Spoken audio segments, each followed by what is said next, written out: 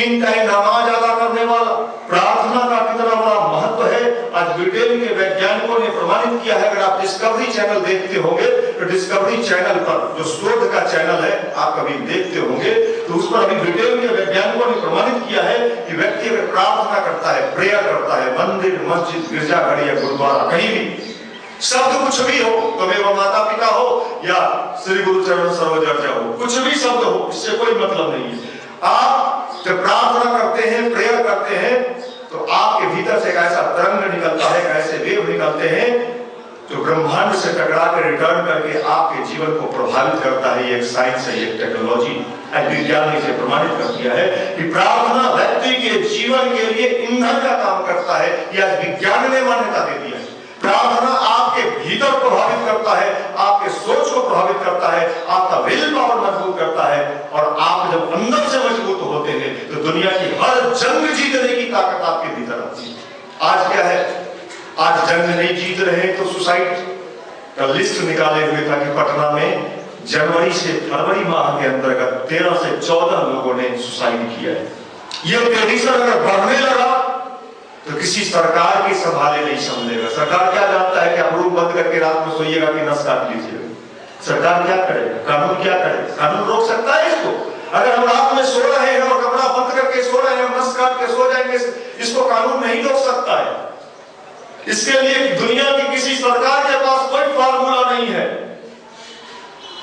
हमारे प्रेशर को कम करने के लिए मुख्यमंत्री जी नीतीश कुमार जी के पास कोई फार्मूला नहीं है, प्राइम मिनिस्टर के पास कोई फार्मूला नहीं है।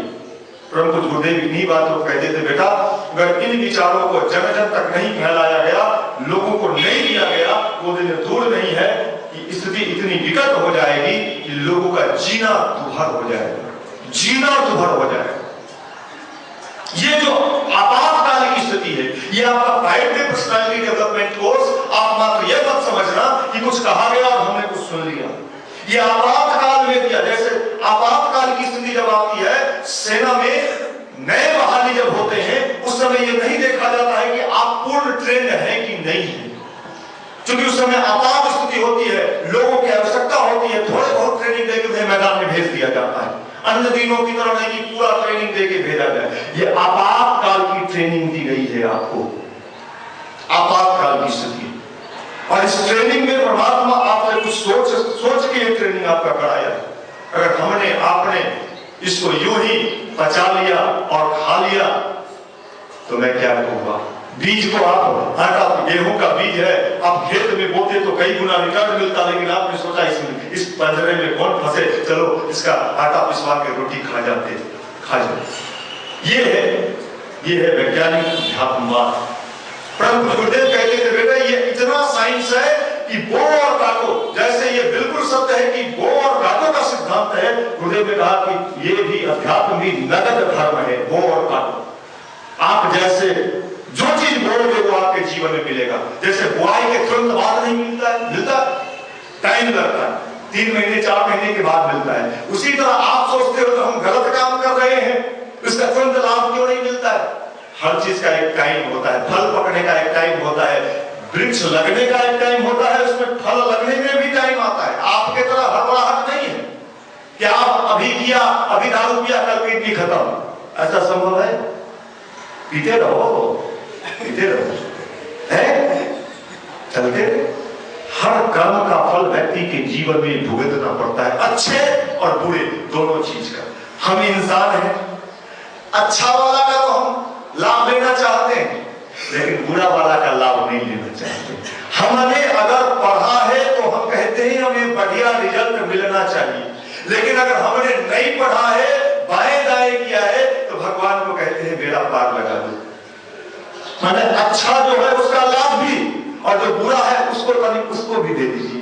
ऐसा नहीं होता है, बुरा का बुरा मिलेगा, अच्छा का अच्छा मिलेगा, पलड़ा देखा जाएगा, पलड़े पर जो आपका, ये प्रकृति है, ये किसी के साथ अन्याय नहीं करता। आप इसको भगवान मान ले, आप इसको नेचर मान ले, आप इसको जो मान, आप इसको नास्तिक है, बिना भगवानों को मान सकते हैं। ये कानून है, इस कानून में हम आप सभी बंधे हैं, कानून सबके लिए बराबर है।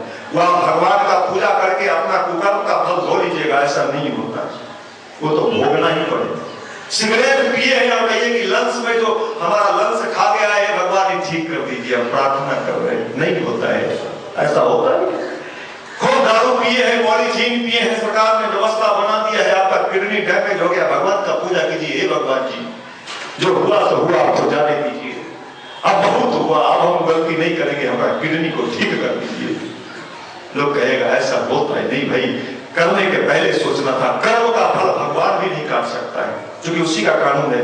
न्यायाधीश जो सुप्रीम कोर्ट का न्यायाधीश है, उसको आप कहिएगा कि साहब तो जो चोरी हुई हुआ तो हुआ, आगे का मामला अब आप नहीं करेंगे, अब ठीक कर दीजिएगा, ये नहीं होगा। लॉ में लिखा है कि तुमने जो काम किया है इसका ये इतनी सजा तो तुम्हें भुगतना ही पड़ेगा।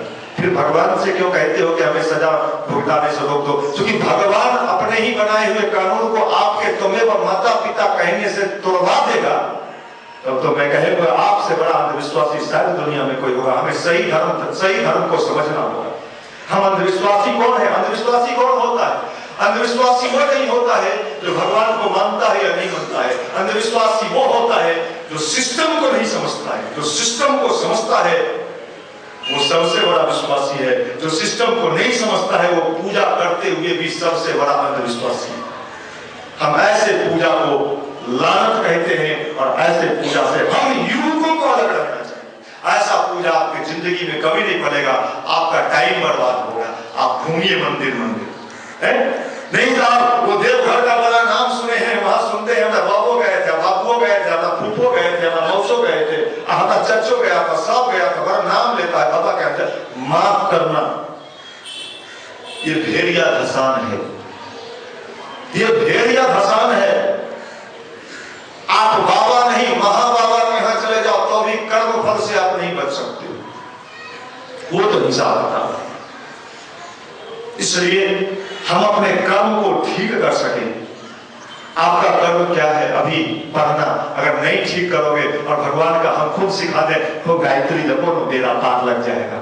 इसका मतलब है कि हम आपको बेवकूफ बना रहे हैं। माफ करना, गायत्री इसलिए कह रहे हैं कि तू अपना कर्म ठीक कर सके। गायत्री इसलिए नहीं कह रहे हैं कि गायत्री जपने से आपको नौकरी मिल जाएगा।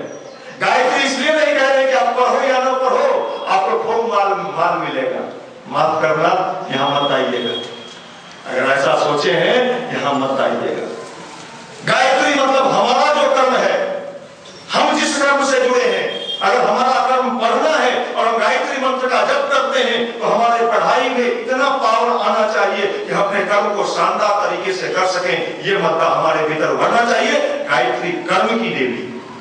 अगर ये कर्म नहीं आता है तो मैं कहूंगा आप गायत्री मंत्र जपते ही नहीं हो, आप तो खाली जीवा हिलाते हो, ओम भूर्भुवः स्वः तत्सवितुर्वरेण्यं। गायत्री आपके भीतर पहुंचा ही नहीं। ये साइंस है, ये विज्ञान है। इन चीजों को समझ लीजिएगा तो जीवन में कोई आपको बेवकूफ नहीं बना पाएगा। नहीं साहब, वो ध्यान करने से, मैं बिल्कुल कहता हूं ध्यान करने से आपका मेंटल पावर, आपका IQ, आपका कंसंट्रेशन पावर बढ़ता है। ये हाई मेडिसिन है, लेकिन इसको आपको समझना, ये विज्ञान है। गुरुदेव कहते थे बेटे यही बात आज के युवाओं के समझ में आनी चाहिए। विवेकानंद की बात लोगों की समझ में आनी चाहिए।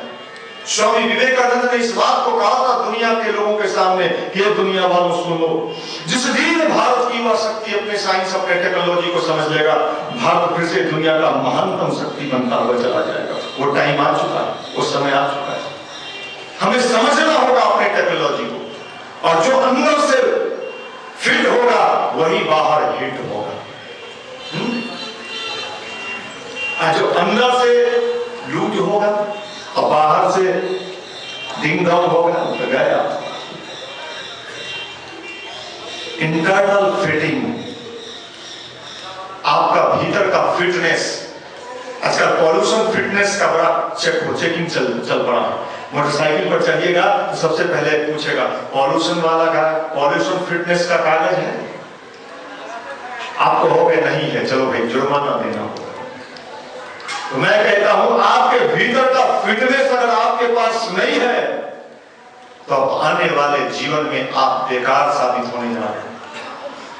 और भीतर वाला फिटनेस अगर आपके पास है, इस दुनिया में कोई माई का लाल पैदा नहीं लिया है कि कोई हमें आगे बढ़ने से रोक दे। भगवान भी नहीं, भगवान भी हमें आगे बढ़ने से चाहे लाख रंगा आ जाए, कोई नहीं रोक सकता, और नहीं तो पग पग पर रुकावट खड़ा होगा। इसलिए हमें तो वो शूरवीर बनना है, विज्ञान अध्यात्म के समन्वय के साथ। डॉक्टर होमी जहांगीर भाभा नाम सुना है? डॉक्टर होमी जहांगीर भाभा कौन थे?